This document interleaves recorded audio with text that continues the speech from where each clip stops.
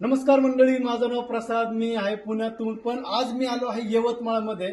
तर यवतमाळमध्ये येण्याचं कारण होतं की ह्या मॅडमला खूप सारे आजार होते आणि किती वर्षापासून होते आणि त्यांना काय काय त्रास होते हे मॅडमच सांगतील. तर मॅडम, तुमचं नाव सांगा, गाव सांगा आणि तुम्हाला काय काय आजार होते त्याच्याबद्दल सांगा. ठीक आहे.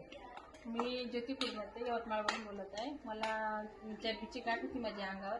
20 वर्ष झाले होते. मला ऑपरेशन सांगलं होतं डॉक्टरने. मी ऑपरेशन वगैरे काही केलं नाही आणि जसं 6 महिने मी अमृत ज्यूस घेतला तर मला गाठीला त्रास काही न होता माझी गाठ निघून गेली.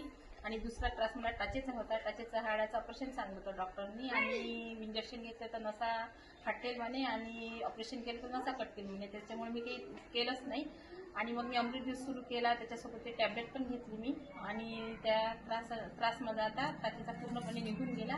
आता मी तंदुरुस्त आहे आणि मला कुठलाही आता त्रास नाही आहे. मॅडम, तुम्ही काय सांगा, हे अमृत ज्यूस तुम्ही घेतलं होतं, हे आजार तुम्ही सांगितलं की तुम्हाला एवढ्या वर्षापासून आजार होता, हे अमृत ज्यूस घेताना तुम्हाला तुम्ही तुमचा अनुभव सांगितला, पण तुम्हाला काय वाटतं की आज जे काही लोक व्हिडिओ बघत आहे त्यांना तुम्ही काय सांगा की हे अमृत ज्यूस बद्दल? हे अमृत ज्यूस खूप चांगला आहे. अमृत आहे हे अमृत ज्यूस खूप चांगला आहे. माझा दोन्ही त्रास माझे कमी झालेले आहे अमृत ज्यूसनी.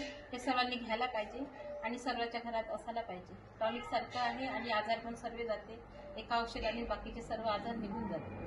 मित्रांनो, बघितलं, 20 वर्षापासून मॅडमला चरबीची गाठ होती आणि दुसरी गोष्ट की त्यांना फक्त आपण चरबीच्या